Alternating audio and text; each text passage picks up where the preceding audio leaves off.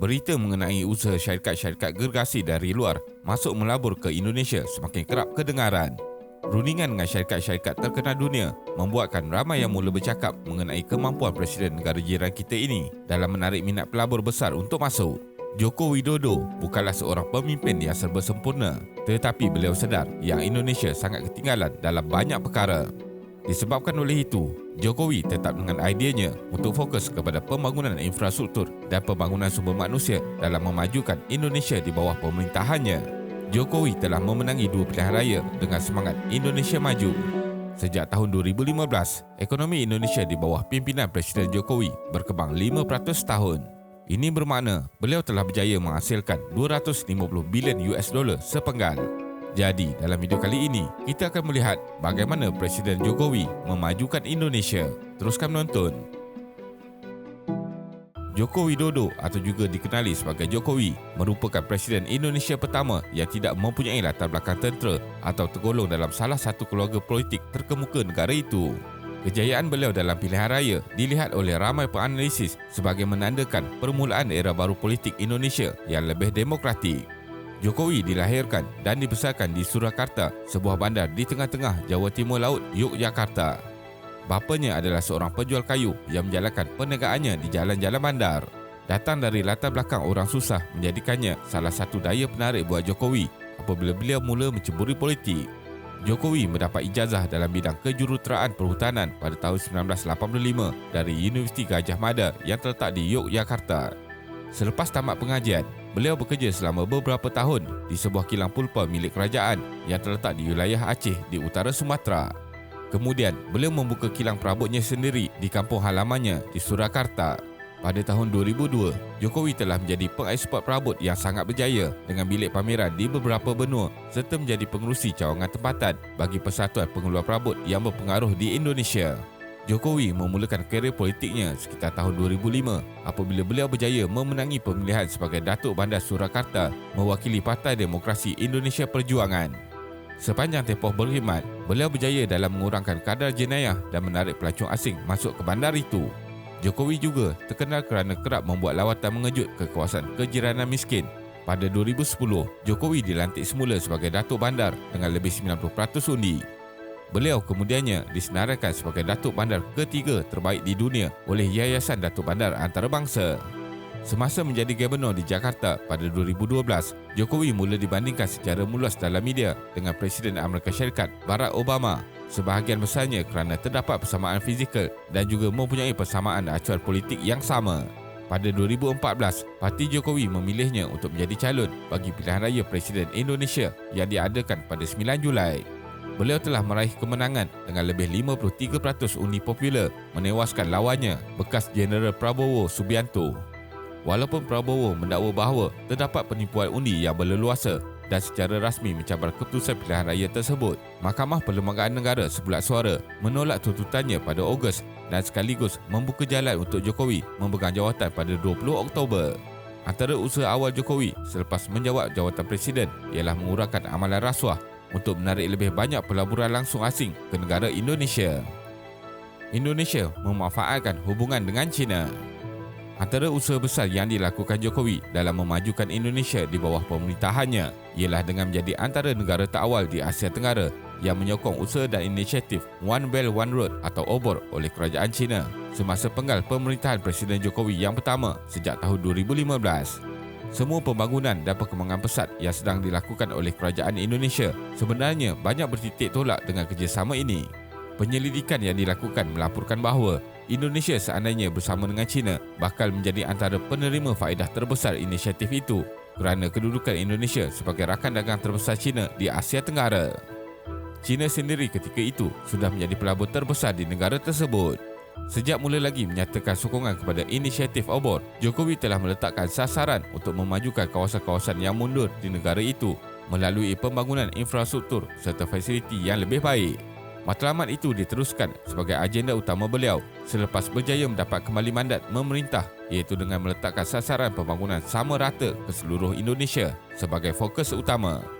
Setakat ini, sasaran Indonesia adalah untuk mewujudkan 4 koridor pembangunan terbesar melibatkan Sumatera Utara, Kalimantan Utara, Utara Sulawesi dan Bali. Setiap koridor dibangunkan dengan matlamat berbeza-beza. Contohnya, koridor Sumatera akan diangkat sebagai hub logistik utama di kawasan perairan Selat Melaka, Kalimantan pula sebagai penjana tenaga hidro, serta 2 lagi koridor di Sulawesi dan Bali untuk tujuan pelancongan. Antara projek yang dirancang di bawah kerjasama ini ialah projek bagi membangunkan jalinan rel kereta api berkelajuan tinggi di antara Jakarta dan Bandung sepanjang 150 km dengan tujuan untuk membangunkan kawasan-kawasan satelit di sepanjang laluan rel tersebut yang dijangka mampu menyumbang lebih RM100 bilion kepada ekonomi. Walaupun berdepan tentangan yang memandang inisiatif obor mempunyai agenda perluasan kuasa China sebagai kuasa dunia dan ia juga dikatakan sebagai salah satu bentuk penjajahan baru menggunakan kuasa kewangan, Presiden Jokowi dilihat tidak lagi mahu menoleh ke belakang dan menyifatkan pelibatan negara China di Indonesia tidak akan dihentikan kerana kedua-dua negara akan memperolehi manfaat besar hasil daripada kerjasama mereka. Pembentukan Kerajaan Perpaduan. Antara rahsia terbesar kejayaan Jokowi dalam memajukan Indonesia ialah dengan mewujudkan kestabilan dan konsistensi dalam menguruskan negara. Jokowi memilih pembentukan kerajaan perpaduan walaupun mempunyai kemampuan untuk memerintah sendiri bersama parti sekutu. Pelantikan musuh politiknya sebagai Menteri Pertahanan iaitu Prabowo Subianto adalah langkah besar yang diambil olehnya dalam usaha untuk mententeramkan pergolakan politik Indonesia yang sering dilanda rusuhan pada waktu itu. Dan bijaknya Jokowi ini adalah apabila beliau melantik sekutunya Hadi Jajanto sebagai Panglima Tentera Nasional Indonesia TNI bagi mengelakkan potensi kudeta daripada Prabowo yang masih berpengaruh dalam tentera. Akhirnya, kestabilan kerajaan dapat dicapai kerana ruang pengkhianatan tertutup rapat. Hasil daripada pembentukan kerajaan perpaduan, lantikan barisan menteri teknokrat, kurangnya pembalahan dalaman menjadi kunci kepada keyakinan pelabur untuk memasuki sesebuah negara. Walaupun pada awalnya ramai yang terkejut dengan tindakan Jokowi ini, namun masing-masing akhirnya sedar kebenaran fakta bahawa dalam politik sebenarnya tiada kawan ataupun musuh yang kekal. Teman hari ini boleh menjadi musuh esok hari, begitulah sebaliknya. Dasar pengenalan Undang-Undang Baru Cipta Pekerjaan. Dalam tahun 2019, selepas memenangi pilihan raya dan kembali memegang jawatan Presiden bagi penggal kedua, Presiden Joko Widodo telah berikrar untuk membawa perubahan baru yang bakal mempertingkatkan kedudukan ekonomi Indonesia.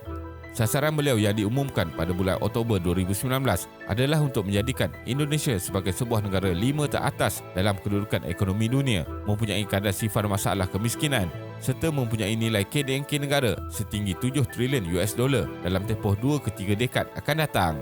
Bagi membantu perkembangan hasrat tersebut serta memacu perubahannya, Presiden Jokowi mahu meminda dasar yang diamalkan kerajaan Indonesia dalam bidang regulasi bagi mempermudahkan kemasukan pelaburan baru khasnya dari luar.